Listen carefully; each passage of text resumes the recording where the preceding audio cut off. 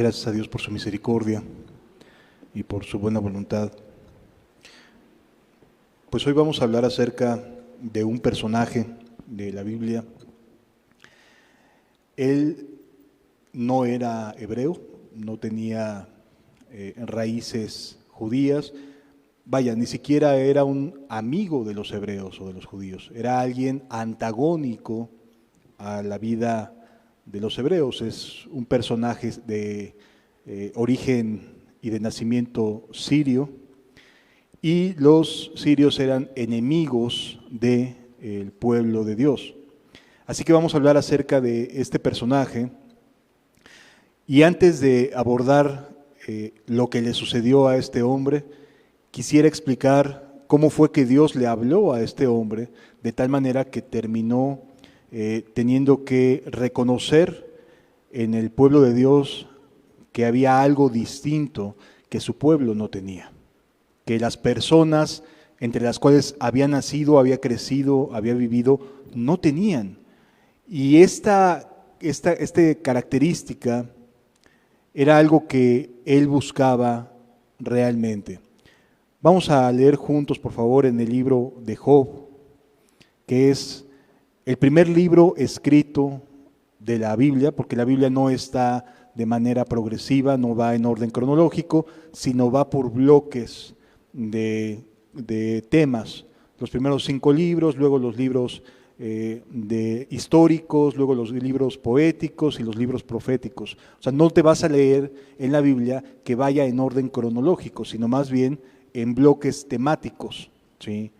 Y vamos a leer en el libro de Job, que es considerado dentro de los libros poéticos, no tanto porque Job fuera poeta, sino más bien porque el tipo de lenguaje que usaron para escribir el libro de Job era un tipo de lenguaje de índole poético. Y vamos a leer en el capítulo número 33, por favor. Job, capítulo número 33. Y nos vamos a integrar en una conversación bastante interesante. Yo creo que todos hemos escuchado, o inclusive hasta hemos dicho, no, pues es más paciente que Job, ¿no? O ya saben cómo le fue a Job y cómo le tuvo que ir para que entendiera cosas. Es un dicho popular saber que Job fue alguien paciente, ¿no? Pero en la vida de este hombre tuvo un instante de angustia, un instante en el cual su fe fue puesta a prueba y falló. ¿Sí? Job, a pesar de que era un hombre que la Biblia lo describe como temeroso de Dios, como alguien recto, alguien con buenas intenciones, y que Dios había prosperado, cuando es puesto a prueba, Job falla.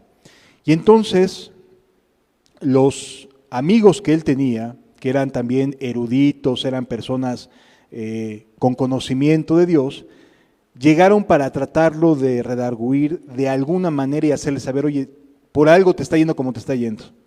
¿Sí? O sea, no es gratis todo lo que te está pasando, porque en un mismo día pierde todas sus posesiones materiales, todas sus posesiones emocionales las pierde, en un mismo día mueren sus 7 hijos, vaya, le va súper mal a Job en un instante muy corto de tiempo, más del que tú y yo quisiéramos imaginarnos vivir. Y a él en un pedazo de tiempo muy corto hizo cosas y vivió cosas tremendas, ¿sí? Pero llegó un momento en el cual Job ya no quería, ya no veía manera de entender a Dios, ¿sí? Y lo que le estaba pasando a Job ya le estaba causando una amargura en el corazón, una serie de preguntas, de tal manera que hasta maldecía el día que había nacido. Entonces, vamos a leer acerca de esta visita de estos amigos.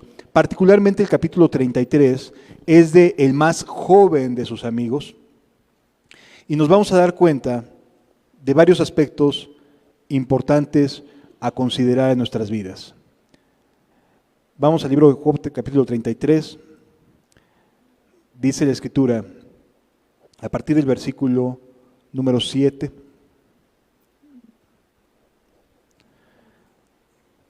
A partir del versículo número 4, dice, el Espíritu de Dios me hizo y el soplo del Omnipotente me dio vida. Está hablando este joven con Job y dice, respóndeme si puedes, ordena tus palabras, ponte en pie.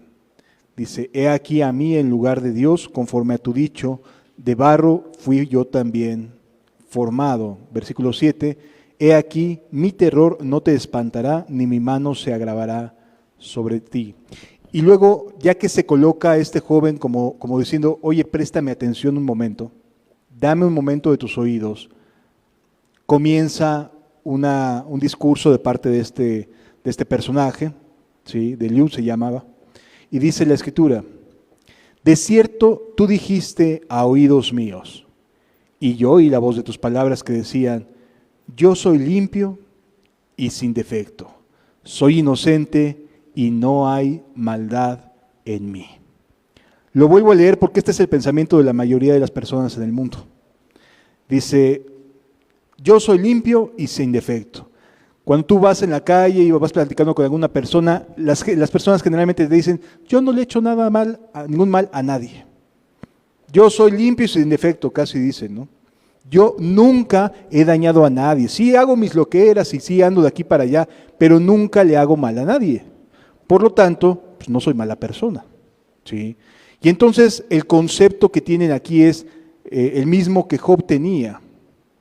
Yo soy limpio y sin defecto. Mi conciencia no me redarguye de nada, no me hace sentir mal de nada, porque no le he hecho mal a nadie. El detalle con la mayoría de los argumentos de las personas en el mundo, en la tierra, en el planeta, es que no le hacen mal a su prójimo, pero no tienen una relación con Dios. Es decir, creen que lo único que deben de hacer es no dañar al prójimo. Y lamentablemente, ninguna persona es libre de dañar a su prójimo. Ninguna persona. Si tú vas caminando por la calle y de repente ves que a alguien se le cae un billete y tú estás necesitado, probablemente lo pisas y dejas que se vaya la persona. Eso es dañar al prójimo, pero tú no lo ves como un daño al prójimo, ¿sí? Lo levantas y te lo guardas y nadie se dio cuenta de nada, ¿sí? Aunque sí te diste cuenta de a quién se le había caído ese dinero. Eso es dañar al prójimo, aunque tú digas, soy limpio y sin defecto. Cuando vas caminando por la calle o vas en el metro y te subes y te empujan, te enojas, te molestas y a lo mejor después como que sin querer vuelve en uno de esos frenones que casi no da el metro, vuelves a pegarle a las personas, ¿no? Y dices, ahí va la mía. Y entonces, sin querer, te recargas sobre la persona que se había metido la fuerza y te había lastimado. Es decir, el ser humano sí hace cosas en contra de otros. Y no podemos decir, yo soy limpio y sin defecto, porque de una o de dos maneras, todos hemos hecho algo a lo largo de nuestra vida contra alguien. Y si le empezamos a sumar, ¿no? Nos empezamos a cargar la balanza hacia un lado más que hacia otro. Porque normalmente somos muy dados a fijarnos en lo que hacemos bien. Y decir, miren, esto lo hice bien. Ayudé a la viejita a cruzarse la calle, ¿no? Esto estuvo bien. Y te quedas con el pensamiento de que ayudaste a la viejita a cruzar la calle y no de cómo maldijiste a personas o cómo le buscaste el mal a alguien o cómo te desquitaste con otra persona. Eso no lo tienes en cuenta, nada más pones delante de ti que ayudaste a una viejita, que hiciste esto por alguien, que la otra vez le ayudaste a un amigo, etcétera. Esas cosas las pones como muy de frente y dices, yo soy limpio y sin defecto. Soy inocente, decía Job, y no hay maldad en mí. Mi corazón está limpio. Yo no necesito de cuestiones religiosas, yo no necesito de aquello, yo soy limpio y sin defecto. No necesito ayuda. Y luego dice el versículo 10, he aquí que él buscó reproches contra mí. A Job no le había ido bien. Y como él sabía que no se había portado mal, y efectivamente hasta ese momento Job no se había portado mal, él entendió que Dios había buscado hasta el más mínimo pretexto para hacerle algo de reproche, para demostrarle que estaba mal. ¿Sí? Y Job no se sentía malo. Job no decía, pues a lo mejor me fue como en feria por toda la vida que he llevado, porque luego dicen, no hombre, es que el karma estuvo fuerte, ¿no? ¿Por qué? Por todo lo que hice en tal o cual lugar y me fue como en feria. Bueno, aquí vemos a una persona que creía que Dios había buscado cómo, pero había logrado encontrar algo que había hecho mal para que le mandara todos esos juicios o todas esas grandes catástrofes que había tenido en su vida. Hasta su esposa lo había dejado. ¿Sí? Estaba enfermo, estaba ahí lleno de comezón, con una sarna en su vida, en su cuerpo, pues en su piel, y la esposa dice, ya, hasta aquí llegaste, lo deja ahí, lo abandona con toda y su sarna, y se va y lo deja. O sea, no le había ido para nada bien a este hombre, para nada. Y entonces, todo esto que ahorita estamos leyendo, vemos a un personaje que tenía una imagen de sí misma, como de alguien inocente, sin culpa, que no había hecho algo malo en contra de nadie, y que realmente era, ¿por qué Dios me hace lo que me hace? Pues no lo entiendo porque yo soy buena persona. Sí. Continúa diciendo el discurso de Liu. Dice, versículo 11. Vamos a volver a leer el versículo 10. Dice, he aquí, él buscó reproches contra mí y me tiene por su enemigo. Puso mis pies en el cepo eran las cadenas que se ponían los grilletes a los tobillos de los que eran encarcelados. Dice, puso mis pies en el cepo y vigiló todas mis sendas. O sea, puso sus ojos sobre mí, dijo, a ver de dónde me agarro para señalarlo, ¿no? Para decir, a ver dónde cayó. Y de ahí le mando castigo. Versículo número 13. Versículo 12, perdón.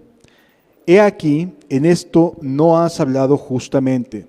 Yo te responderé que mayor es Dios que el hombre. ¿Sí?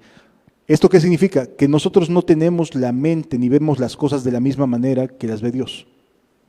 No las vemos de la misma forma. Para nosotros nuestro centro de gravedad somos nosotros mismos. Y por lo tanto cualquier punto de vista u opinión diferente a la nuestra, simplemente la filtramos y decimos sí o no y se acabó, pero nosotros continuamos siendo el centro de nuestra propia imagen, de nuestra propia decisión. ¿Sí? Y entonces, cuando nosotros somos los que manejamos nuestra vida y nuestros pensamientos y nuestras ideas, por lo regular, todo lo que viene de afuera lo vamos a ir filtrando para elegir que sí y que no, incluyendo la opinión de Dios. Incluyendo cuando Dios te quiere hablar y tú simplemente lo filtras diciendo no quiero. Fíjense lo que dice el versículo 13. ¿Por qué contiendes contra Él? Porque Él no da cuenta de ninguna de sus razones. Dios es un Dios soberano, es decir, Él gobierna todas las cosas, pero nos ha dado a nosotros algo llamado voluntad. ¿Sí? Y dentro de la voluntad que Él nos concedió en su soberanía, nos permite elegir si decidimos contender o no con Él. Si decidimos enfrentar sus argumentos con los nuestros o decirle no, es una elección dentro de su soberanía, de su buena voluntad. Él quiso que así fuera. Todas las creaciones de Dios tienen voluntad, desde los cielos hasta aquí, hasta la tierra, con excepción de los animales que se van más por instintos, sus seres, sus criaturas a quienes ha dado su espíritu, todos absolutamente tenemos voluntad, no somos máquinas, no nos basamos en instintos, no crecemos en función de instintos de tipo animalitos, ¿verdad? Entonces, todas sus criaturas desde el cielo, Dios las quiso crear con voluntad. ¿Sí? Por eso Satanás se rebela, porque tiene voluntad para hacerlo, porque tiene la libertad de poderlo hacer. Dios no usa de robots, no doblega la voluntad del ser humano, puede acercarlo y puede acarrearlo y puede decir, oye, mira, este es el camino que deseo para ti, pero no va a decidir por ti. Es una mentira decir que Dios te doblega al punto de que elige por ti. Él te propone, Él te dice cuál es su voluntad y contiende, trata de convencerte a seguirlo, pero no se va a imponer, no es autoritario como muchas personas quieren proponerlo. Dios respeta la voluntad de cada ser humano. Entonces dice la Escritura, ¿por qué contiendes contra Él? Porque Él no da cuenta de ninguna de sus razones. Dios no tiene por qué darnos ninguna explicación de lo que hace. Sin embargo, en su soberanía, mira lo que dice. Sin embargo, en una o en dos maneras, habla Dios. Dios ha decidido comunicarse con nosotros de distintas formas. Aquí dice de una o dos maneras, ahorita nos va a explicar, porque nos va a ayudar a entender por qué razón le habló como le habló al personaje sirio del cual vamos a estudiar. Y entonces aquí nos dice Dios, Él es soberano, no tiene por qué dar cuentas, pero elige tener comunión contigo. Elige hablar contigo. Elige contender contigo. ¿Sí? Te trata de convencer. Sin embargo, en una o dos maneras habla Dios, pero el hombre, ¿qué dice? No entiende. Somos de mente obtusa. ¿Sí? Nos cerramos y nos bloqueamos y nos ponemos a la defensiva y pensamos que ninguna otra cosa más que nuestros pensamientos son correctos. Y entonces aquí Dios dice, momento, no es así. Dentro de mi soberanía me estoy dirigiendo a ti, aunque no tenga por qué darte explicaciones. Decido hablar contigo. Sí. Y decido contender, y para que haya una contienda quiere decir que hay un choque de opiniones. Si no, no habría contienda, ¿verdad? En un choque de opiniones hay contienda y Dios convence y contiende con nosotros, nos convence para poderlo seguir. Dice el versículo 15, por sueño en visión nocturna. Entonces los sueños tienen significados, a veces sí, no siempre. A veces comemos muchos hongos en la noche o nos echamos una quesadilla con mucho champiñón y podemos tener un sueño medio pesado. No siempre habla Dios en sueños, pero algunas veces sí lo hace. Y cuando te despiertas sabes que Dios te habló. O sea, de alguna manera sabes distinguir, aunque no tenga un proceso lógico tu mente, sabes que hubo algo en eso que soñaste que te está advirtiendo algo, que te está diciendo algo. ¿Sí? El problema es que el hombre no entiende. Decide no entender. No, mejor no le hago caso porque no me gusta lo que soñé. No me gusta este sueño que tuve. Y muchas veces Dios es repetitivo en los sueños. Y no sé si te ha pasado, pero vuelves a soñar lo mismo. Y al paso de 2 o 3 días vuelves a soñar lo mismo. Y dices, ya, ¿no? Porque no es ningún sueño agradable lo que me está pasando. Dios está queriéndote decir algo. Habla a través de los sueños. Sí, nos habla a través de su palabra. Pero muchas veces hay cosas tan específicas que Dios quiere mostrarte que no vas a encontrar dentro de la generalidad de la Biblia, sino que Dios te va a hablar a través de tal manera que entiendas, o te da la oportunidad de que entiendas que proviene de Él un aviso.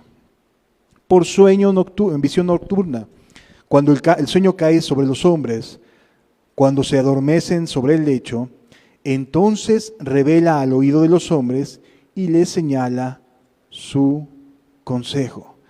Y a veces te levantas diciendo, ya sé por dónde entrarle esto. Ya sé cómo, se me ocurrió en la noche, ¿no?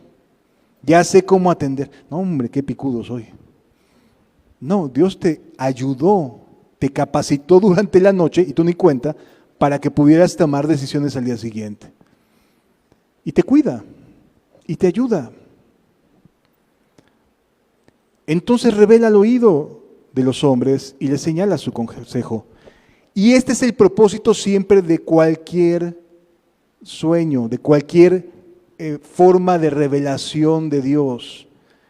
Esta es la característica. No, Dios no va a querer que te hagas más rico, ¿eh? No vayas a pensar eso. Este es el objetivo de que Dios habla. Versículo 17.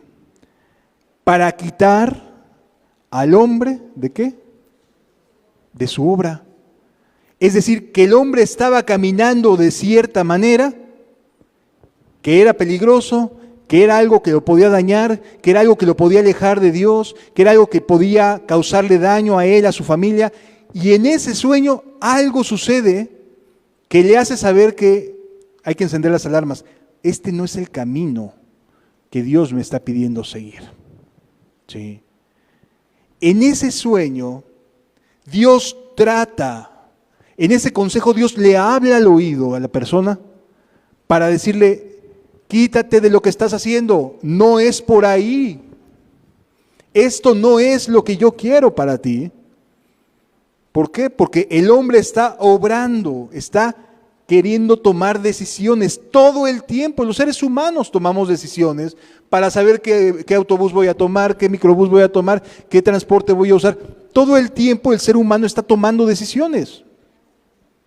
Pero hay decisiones que pueden afectarte mucho en tu vida futura y por lo tanto Dios habla, ¿sí? Y quiere protegerte porque no se trata nada más de cruzar la avenida o de saber a dónde y cómo llegar de una dirección a otra. Habla al corazón de tal manera que te hace saber, oye, quítate de donde estás.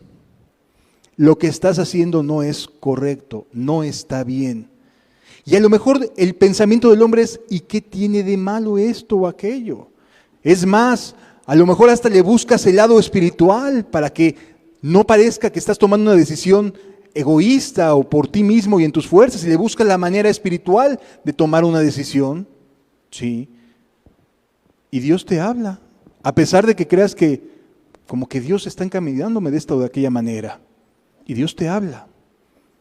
Y Dios te aconseja para quitar al hombre de su obra y apartar del varón, ¿la qué? La soberbia. Para esto sirven los sueños de Dios, para detenerme en la inercia que llevo y para dejar de ser soberbio. Qué hermoso es nuestro Dios. Qué bueno es que siempre tiene maneras de hablarnos. ¿Por qué? Porque quiere que prestemos atención. Ahora, ¿qué pasa si ignoro este llamado de Dios y digo, no, hombre, es Satanás quien me está hablando? Yo creo que no, me quiere detener. No, amado. Si un asunto te va a santificar, te va a detener de tu obra y te va a quitar de la soberbia, considéralo como de parte de Dios. ¿Sí me doy a entender, amados? Reflexiona sobre el propósito al que viene ese sueño, ese pensamiento que tuviste en la noche. Porque a lo mejor no soñaste nada, pero te levantas al día siguiente con ciertas convicciones, decir, algo tengo que hacer con esto. No sé qué, no entiendo cómo, pero como que esto ya no me está dando toda la tranquilidad que debería de darme. ¿Sí? Déjame decirte que es Dios hablando a través, no a lo mejor de un sueño, sino de aconseja al oído. A lo mejor no soñaste nada. Porque a lo mejor dices, no, pues es que me voy a esperar a que sueñe y me duermo y no, pues no pasó nada, pues bueno. No me dijo que no, ¿verdad? Entonces le sigo, ¿no? Pero a lo mejor te sientes inquieto o inquieta. Y como que sabes que algo debe estar pasando porque no es normal. ¿Sí? Cuando Dios está respaldando una decisión, lo normal es que sí llegue a haber algo de oposición, pero no es normal que todo el tiempo estés teniendo oposición. No es normal, Dios abre las puertas y también las cierra. ¿Sí? Pero no vayas a pensar que va a ir en contra necesariamente de lo que tú estás pensando y te va a doblegar. No tiene por qué hacerlo, porque tienes voluntad. Y si por tu voluntad no estás decidiendo seguir el consejo de Dios, te vas a dar. Y vas a seguir en pos de tus propios corazones, de tu propio corazón, de tus propios pensamientos, y te vas a dar contra la pared. ¿Sí? En cambio, si atiendes, si contemplas que quizás Dios está queriendo detener de la obra, de la inercia que llevas. Y te quiere detener. Y a lo mejor te manda un sueño y después te levantas nuevamente inquieto y a lo mejor no soñaste nada, pero sabes que algo no anda bien con tu decisión. Considéralo de parte de Dios. Porque Dios busca detener la obra. No te está definiendo si está bien o está mal la obra. El problema es el corazón soberbio. ¿De dónde viene esa obra? Porque la obra es la acción, lo que decidimos hacer, pero viene de un corazón soberbio. Y entonces Dios habla para detenerte la obra, pero también para cambiar el corazón que generó esa obra. ¿Sí lo vamos comprendiendo, amados? Es la manera en que Dios está trabajando con el corazón de cada uno de nosotros. Continúa diciendo la Escritura: detendrá su alma del sepulcro. Es decir, tenemos vida gracias a Dios. Yo sé y entiendo perfectamente que hay un sistema que está trabajando todo el tiempo para que tengamos vida. Pero ese sistema necesita electricidad, ¿verdad? Necesita energía. Dios nos concede esa parte de energía. Dice la Biblia: detendrá su alma del sepulcro y su vida que perezca a espada. En muchas ocasiones, Dios nos concede más vida de la que nos imaginábamos. Y a lo mejor debimos haber muerto en un accidente hace 5 o 6 años. Hace poco, ayer o antier, vi una noticia de un hombre que quedó su auto desbaratado debajo de un tráiler, pero desbaratado. Y el hombre salió en medio de las bolsas de aire, pues las bolsas de protección, sale intacto. Y él mismo dice: es que lo único que le dije a Dios: yo no quiero morir aquí. No permitas que muera. Y el carro quedó hecho pedazos, pero él salió ileso. Dios en su misericordia le dio vida. Y de igual manera hay personas que sin ningún otro motivo caen víctimas de alguna enfermedad que no conocían que tenía. Él es el que da y el que quita. No importa cuánto nos esforcemos, Él da y Él quita. Dice: detendrá su alma del sepulcro y su vida que perezca a espada. Es decir, le está dando chance a la persona soberbia que detenga su obra. Le está dando tiempo para que reflexione, para que no cometa el error. Y a veces uno no se da cuenta de eso. No se da cuenta que la paciencia que Dios nos pide no es una prueba para de saber si confío o no en Él, sino porque no quiere que siga por un camino. Y entonces alarga su paciencia, la de Él, para que consideres que te está hablando, que te está diciendo: oye, sígueme, no es por ahí. Si tú decides ignorarlo voluntariamente, entonces ya vas a rendir cuentas voluntariamente. Sí. Pero no pienses que Dios está tomando una decisión por ti. Él puede estarte hablando en sueños y lo estás ignorando. Puede estarte hablando a través de un consejo y lo estás ignorando. Continúa diciendo la Escritura. Versículo 19. También sobre su cama es castigado, con dolor fuerte en todos sus huesos, que le hace que su vida aborrezca el pan y su alma la comida suave. Su carne desfallece de manera que no se ve, y sus huesos, que antes se veían, aparecen. Su alma se acerca al sepulcro y su vida a los huesos de la muerte. Otra de las maneras en las cuales Dios puede hablar es a través de alguna enfermedad. ¿Sí? ¿No es agradable? No, no es agradable. Pero ¿de qué otra manera, para una persona soberbia que cree que todo lo tiene bajo control, le puede hacer reflexionar algo que se le salga fuera de su control, de su alcance? Muchas veces somos tan faltos de entendimiento que tienen enfermedades para quitarnos de nuestra capacidad de gobernar nuestra vida y hacernos saber qué tan insignificantes somos. Hoy una bacteria, un virus, nos puede aniquilar. Así de pequeñito, que no vemos, pero no es algo que contemplemos. No es algo que consideremos como parte de que el día a día estamos enfrentando la muerte.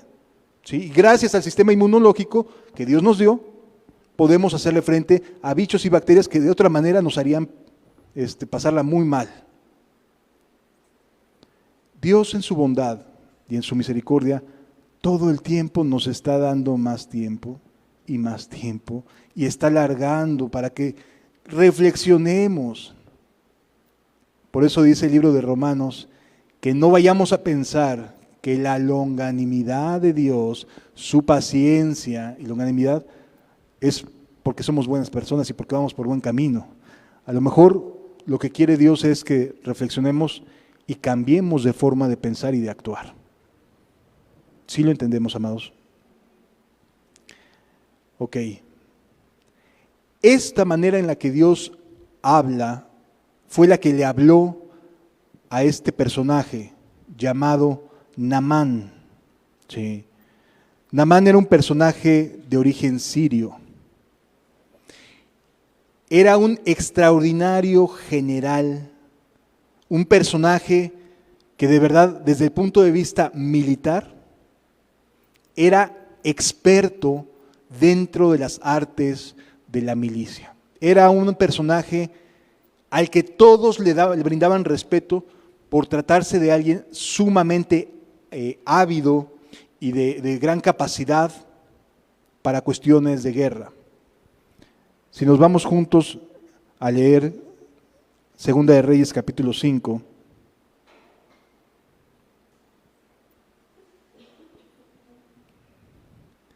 versículo 1. Naamán, general del ejército de Siria, era varón grande delante de su señor. O sea, el rey lo tenía en gran aprecio, el pueblo lo tenía en gran aprecio y lo tenía en alta estima porque por medio de él había dado Jehová salvación a Siria. Era este hombre valeroso en extremo, pero tenía un pequeño detalle. Estaba enfermo de lepra. En aquella época la lepra era una enfermedad muy temida, porque las condiciones de higiene en aquella época propiciaban que la lepra se desarrollara con mucha facilidad entre las personas. Eran personas que difícilmente encontraban agua para bañarse, mucho más en lugares tan inhóspitos como el Medio Oriente, que es particularmente muy desértico todo el tiempo, durante todo el año. Tener agua era un lujo, ¿sí? Y particularmente esta enfermedad se desarrolla en ambientes de poca higiene. La lepra era algo muy común en las épocas de nuestros antepasados por el hecho de la falta de higiene. Hoy en día, gracias a Dios, aunque todavía hay algunos leprosarios, no es tan frecuente que una persona se contagie de lepra. Pero este hombre, a pesar de ser altamente estimado, un general, una persona diestra, que había vivido montón de batallas, se le ponía al tú por tú a cualquier ejército, Dios le estaba hablando por medio de una enfermedad, la lepra. Imagínate lo que significa para alguien tan orgulloso, tan lleno de grandes batallas, de que se podía colgar un montón de medallas, de alguien particularmente sobresaliente, con grandes aptitudes y actitudes para, en este caso, la guerra, que tuviera lepra. ¿Por qué? Porque la lepra era, repito, una enfermedad que la gente decía, si me le acerco me infecto. ¿Sí? Y la gente podía decir, oh, mira, ahí va el gran general, pero no te le acerques al gran general porque tiene lepra. ¿Sí? Y entonces las personas podían admirarlo solamente de lejos. Y él sentía esa soledad que la lepra, que estar enfermo, le daba. ¿Podía ser grandemente elogiado? Sí, pero vivía solo el gran general Naamán. Era alguien digno de recibir grandes premios por sus capacidades militares, pero tenía un problema, era la persona más solitaria, que ni siquiera su familia se podía acercar a él. Él estaba lleno de orgullo por sus acciones como soldado, pero vivía solo. Las personas no se le podían acercar. Nadie quería darle un abrazo a un enfermo de lepra. Nadie. Y por más que él tuviera elogios, dentro de su corazón, dentro de su alma, vivía en el más terrible desierto que se pudiera imaginar a alguien. Le hacía falta el apapacho de su familia, el abrazo de alguien. Es decir, vivía en soledad. Con todas sus grandes victorias vivía en soledad. Así era Naamán el sirio. Grande en extremo, dice, hombre valeroso, o sea, era entrón. No le daba miedo enfrentar a quien fuera. Pero tenía lepra. Y la lepra lo condicionaba a vivir enfermo y a vivir alejado de la sociedad. ¿Por qué? Porque seguramente, salvo ciertos momentos de batalla, tenía que estar aislado, porque esa era la consigna para la gente leprosa, tenía que vivir aislada de la sociedad. ¿Sí?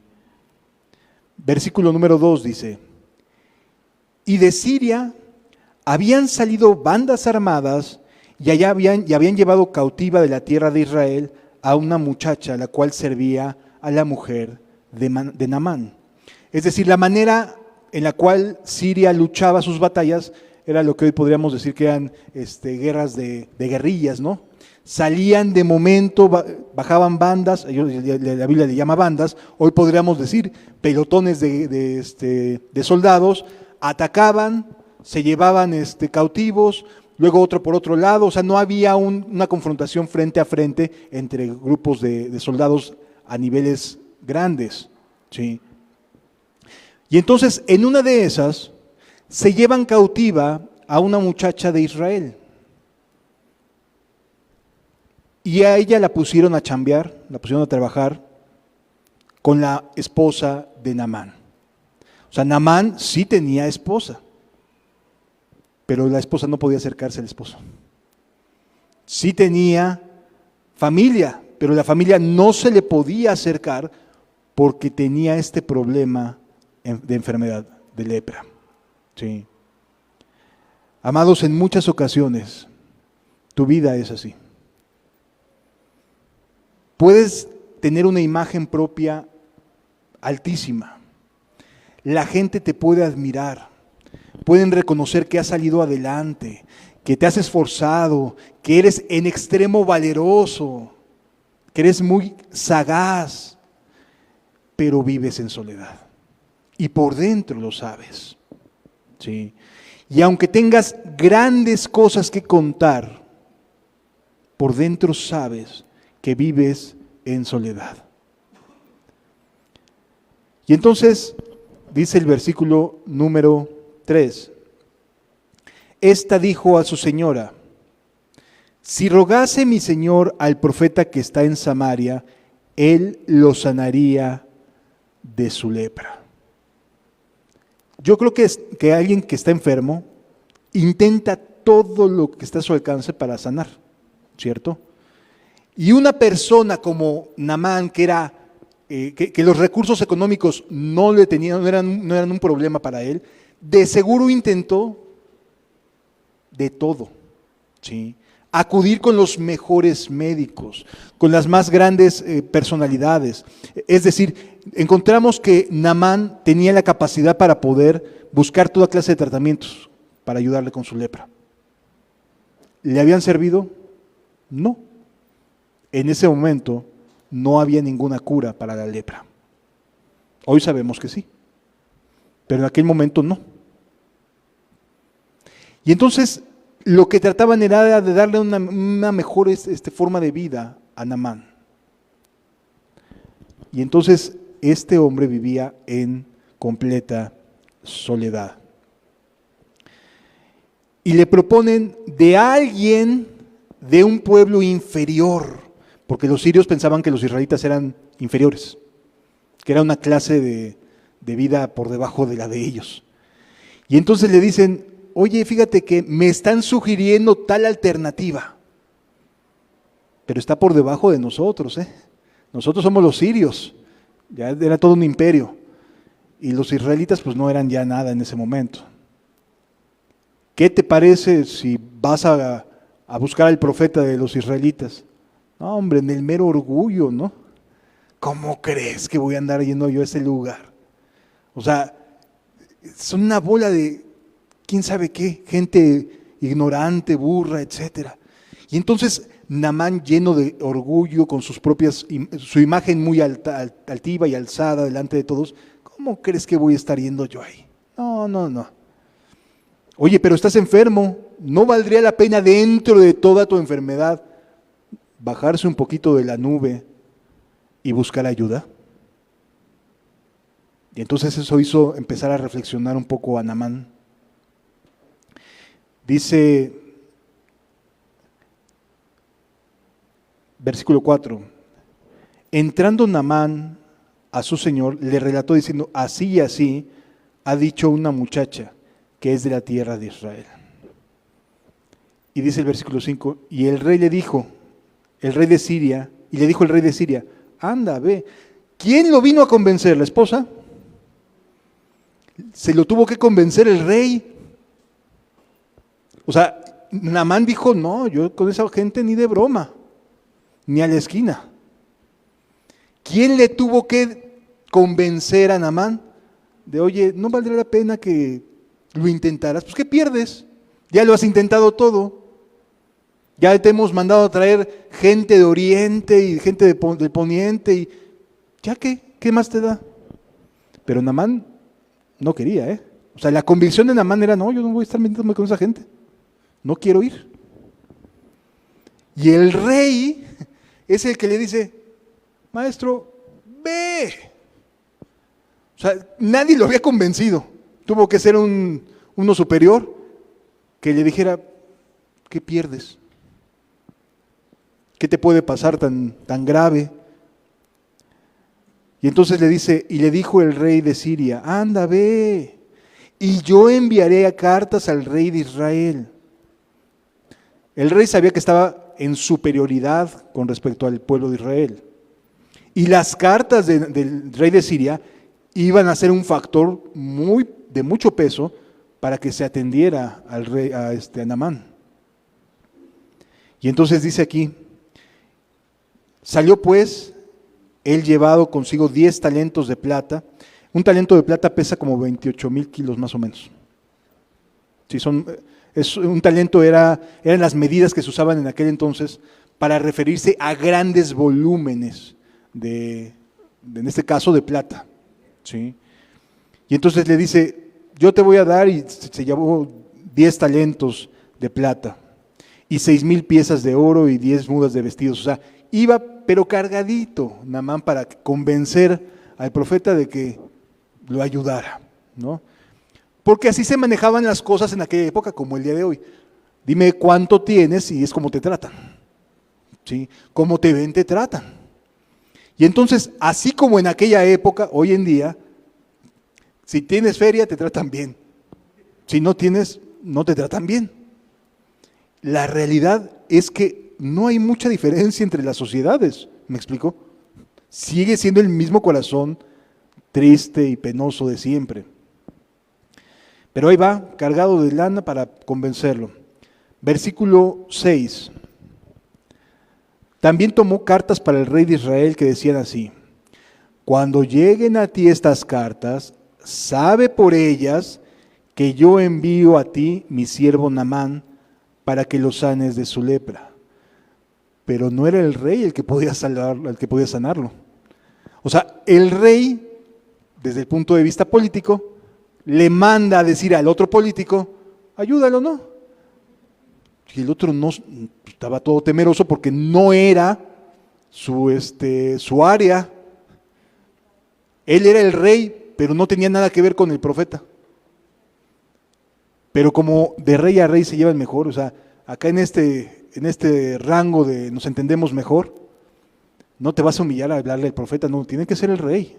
O sea, es de rey a rey. Así es el mundo.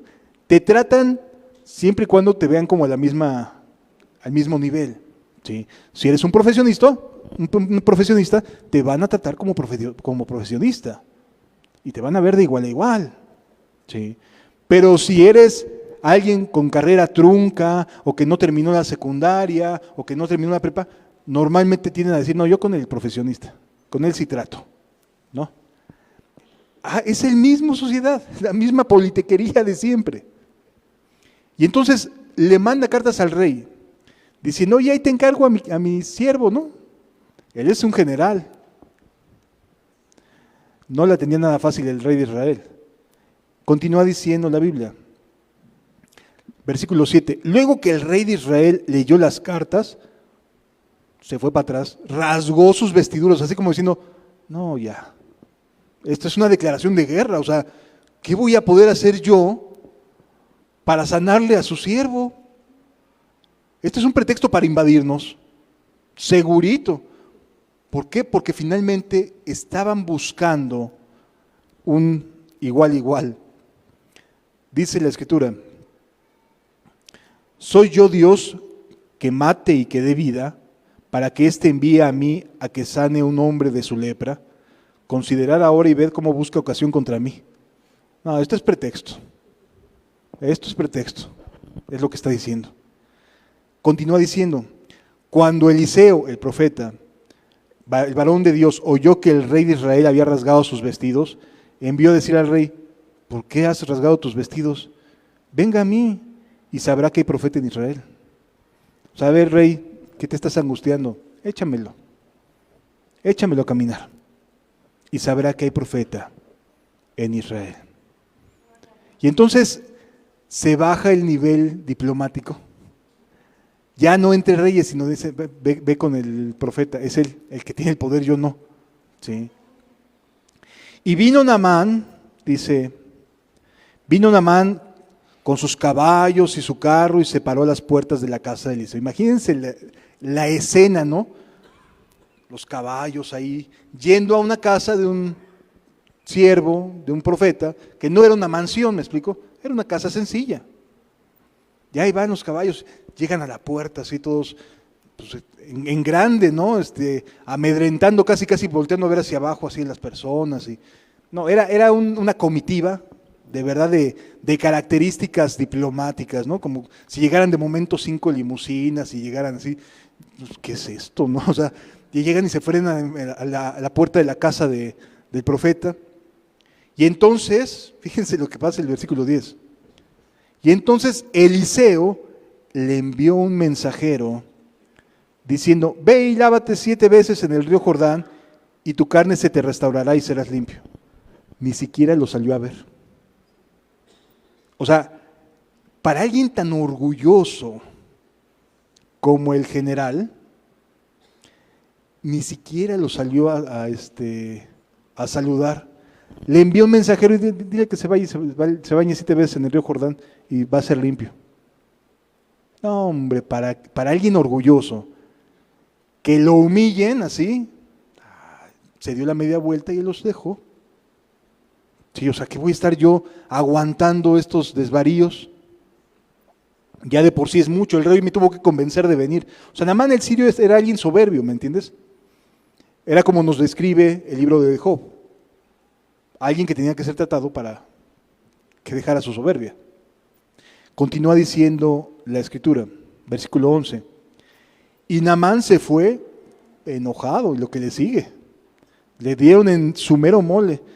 Todo el mundo le rendía pleitesía. Todo el mundo decía, ay, que pásele. Sí, nomás que ahí en aquella silla porque usted está leproso, ¿no? O sea, sí lo pasaban, pero de lejitos.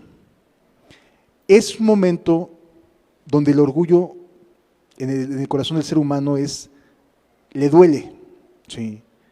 Y a veces Dios trata así con nosotros. Nosotros pensamos que debemos de ser recibidos de cierta manera. Nosotros nos hacemos la idea y tenemos una imagen propia. Y nos consideramos como dignos de tal o cual amabilidad o cortesía, ¿no? Y si no nos tratan como nosotros creemos o pensamos que deben tratarnos, ¿cómo nos hace sentir? Ay, el orgullo de inmediato brinca. ¿Sí? De inmediato nos hace sentir así como que, ¿y estos qué? ¿Qué se sienten? Y entonces se va enojado. Y fíjense cómo ya tenía su propia telenovela en la cabeza. Diciendo, he aquí, yo decía para mí, o sea, él ya se había formado, pues va con sus caballos y todo el show, saldrá luego, y estando en pie invocará el nombre de Jehová su Dios, y alzará su mano y tocará el lugar y sanará a la lepra. Él ya se había visto, ¿sí? Yo ya me vi, yo ya sé qué es lo que va a suceder, ¿sí? Va a ser esto y esto y esto, y sanará. Sí iba confiando en que iba a sanar, sí, pero no de la manera en la que se lo había imaginado. Y esto suele ser otro factor del cual debemos que aprender las cosas.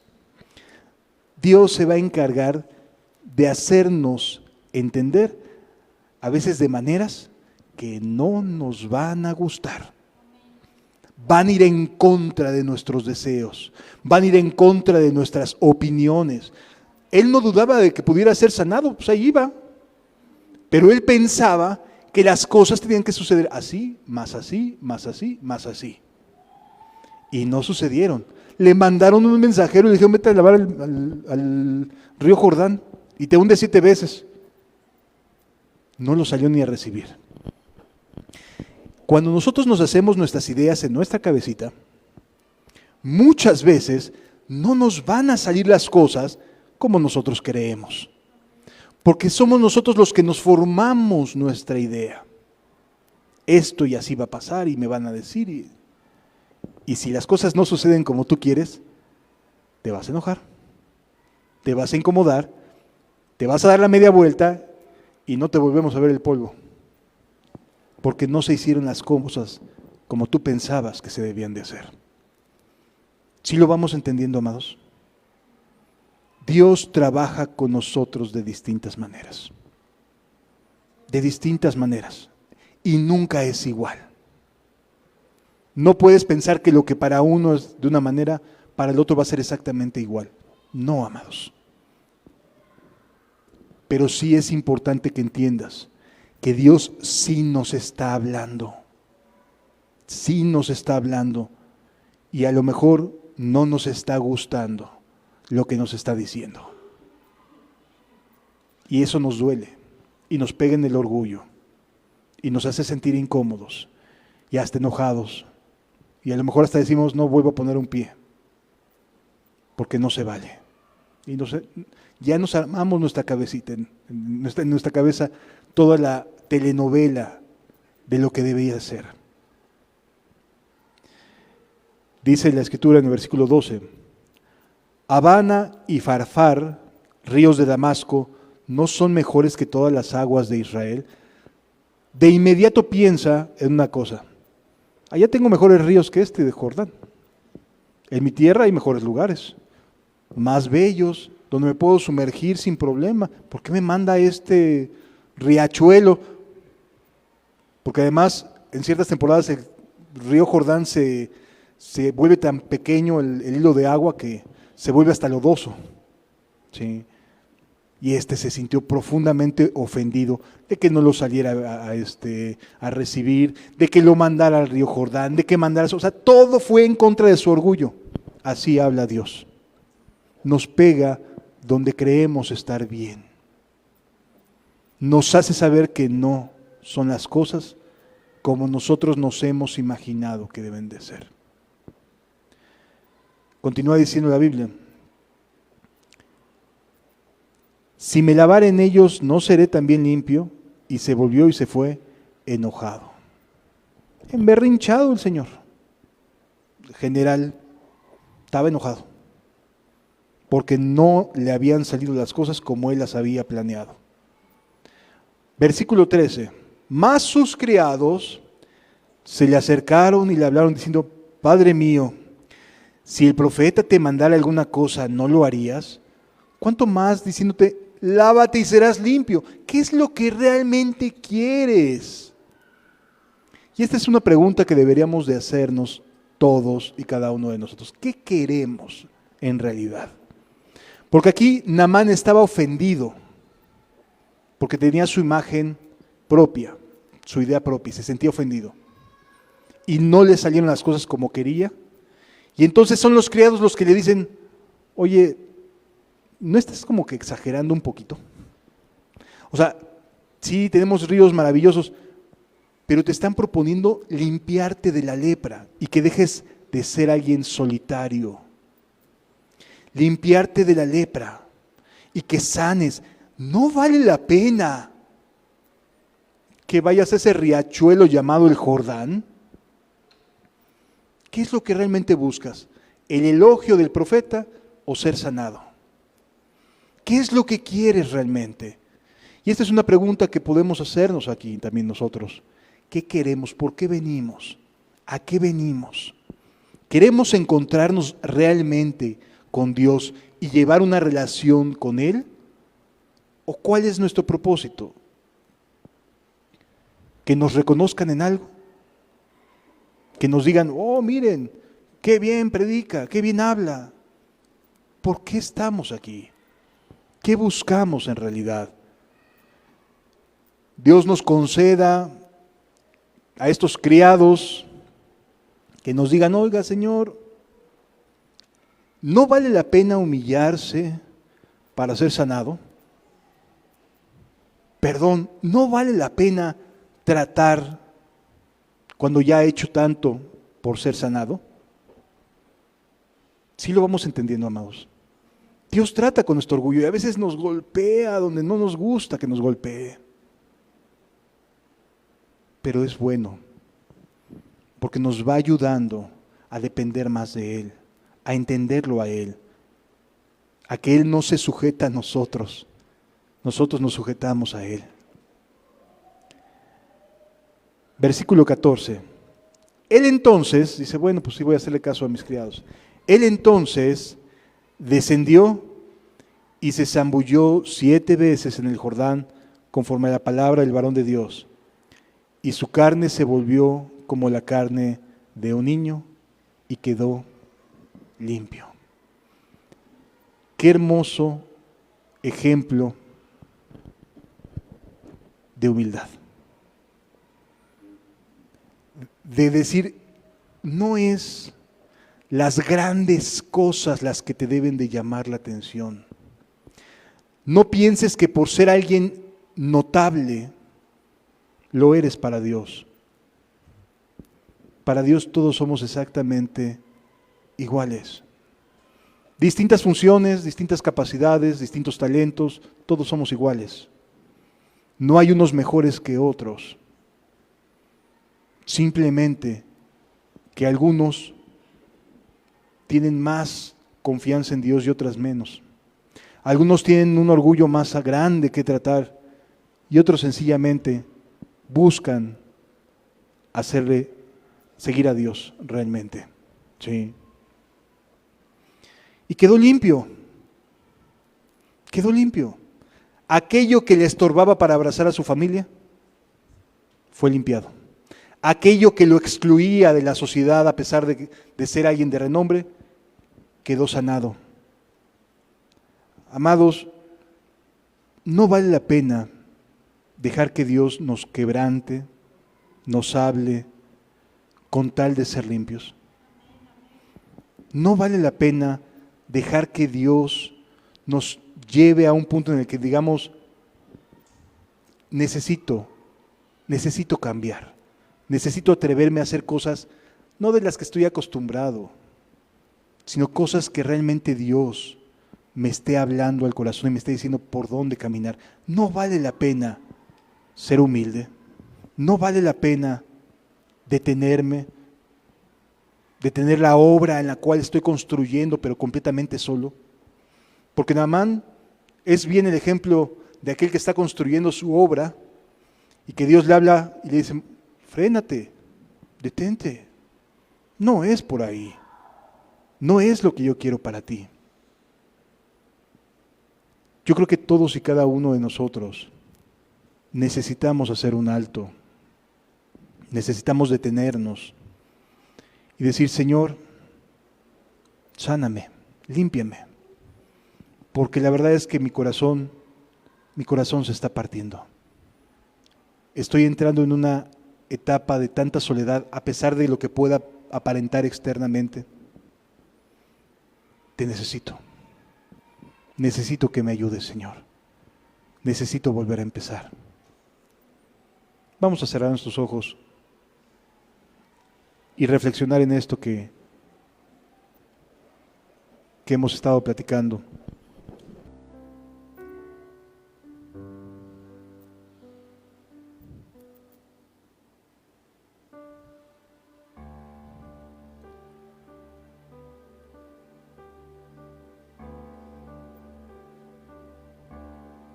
Me ha mostrado el Señor lo que es bueno y lo que pide Él de mí. Hacer justicia, misericordia y ser humilde ante Él. Me ha mostrado el Señor lo que es bueno y lo que pide Él de mí. Hacer justicia, misericordia y ser humilde ante Él. Gracias, Señor Jesús. Eres hermoso. Me ha mostrado el Señor lo que es bueno y lo que pide Él de mí. Hacer justicia, misericordia y ser humilde ante Él. Gracias, amado Jesús. Eres bueno y misericordioso, Señor.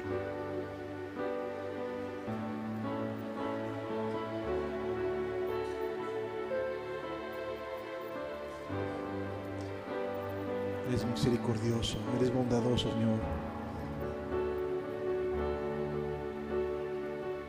Ayúdanos, Padre. Escucha nuestro clamor, Señor. Tú escuchaste la voz de mi súplica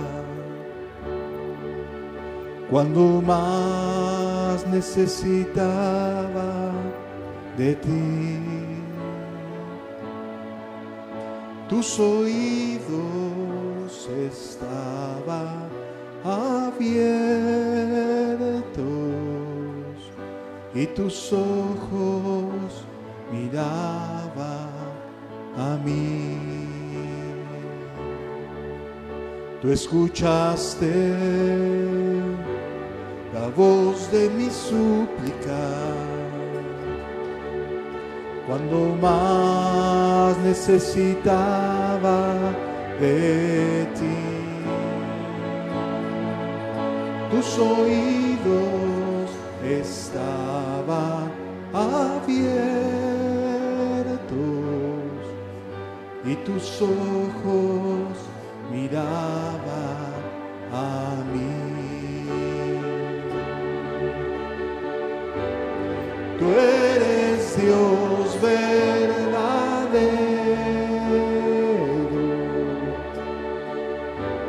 tú eres fiel y verás,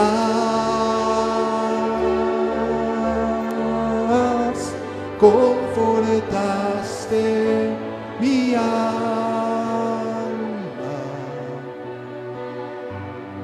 mi consuelo y mi paz. Tú eres Dios verdadero,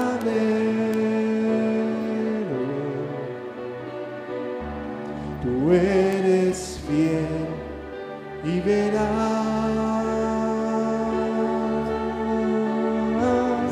confortaste mi alma,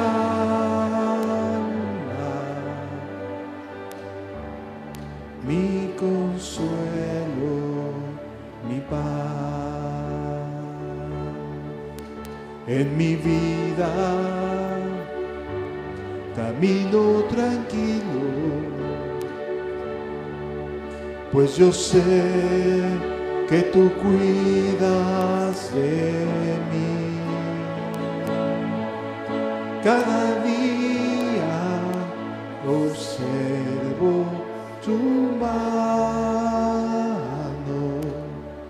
y tu tierno cuidado por mí.